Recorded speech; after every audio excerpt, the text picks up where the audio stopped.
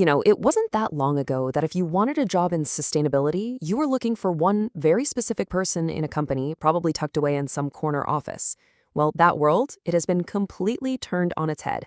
Today, we're going to dive into how ESG, that's environmental, social, and governance, went from this tiny niche role to a massive shared responsibility that's literally reshaping every single job in business.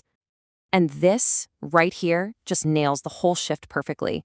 On the left, that's the old model. ESG was this isolated, compliance-driven job for one person. But now, look at the right. That's today's reality. ESG is the connective tissue of the entire organization. It's a shared mission, and it's driven by a real sense of purpose. It truly has become everyone's job. Okay, so to really get just how massive this change is, let's take a quick trip back in time. Let's look at what that old world of ESG was actually like, because it was a very, very different landscape. So, picture this. One person buried under a literal mountain of reports. Their main job was basically just checking boxes on compliance forms, totally cut off from the real business strategy. Back then, ESG was seen as a cost center, a necessary evil, not something that could actually drive value. So, what happened? What was the spark that lit this fire? Well, it turns out there were three huge forces that all came together at the exact right moment to completely rewrite the rules of the game. All right, first up, regulation. All of a sudden, governments and big investors started demanding super detailed, fully audited data on everything from a company's carbon footprint to the ethics of its supply chain. Suddenly, that ESG report wasn't just some glossy brochure you stick on a shelf. It was a serious, data-heavy legal document that needed a ton of collaboration to even produce. Next up, driver number 2. Technology finally caught up. You had tech giants like Microsoft and Amazon building these incredibly powerful tools for tracking carbon and boosting energy efficiency. And just like that, sustainability went from this manual, paper-pushing chore to a super high-tech, data-driven mission.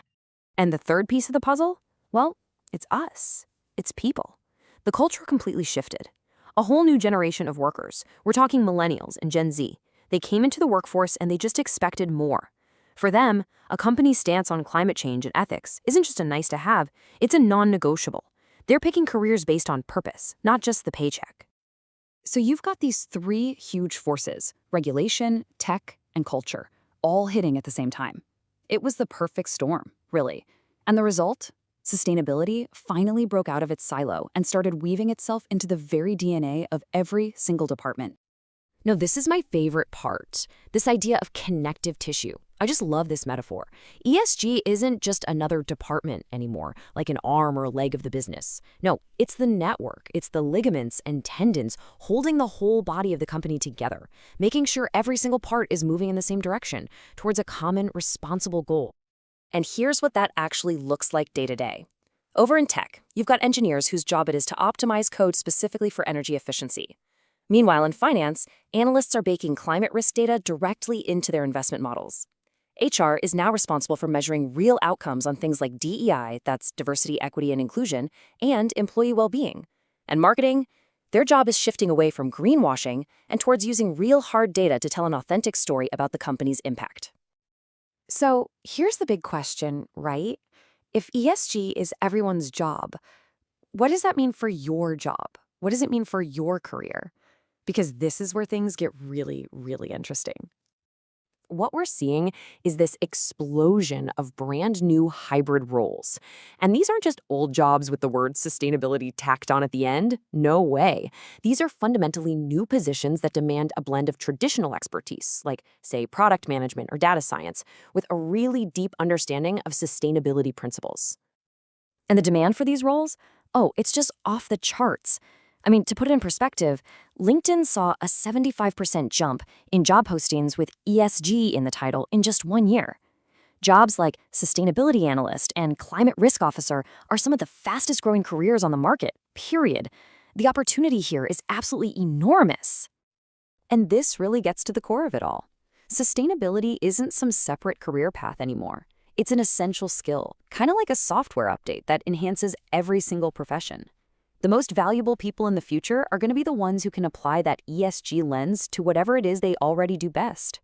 Okay, so this isn't just about you or me getting a new job or a new skill. This is way bigger. It's a fundamental rewiring of how we even think about business itself. We're moving from seeing ESG as a specific job to seeing it as a core, universal responsibility. And believe me, this change goes all the way up to the C-suite.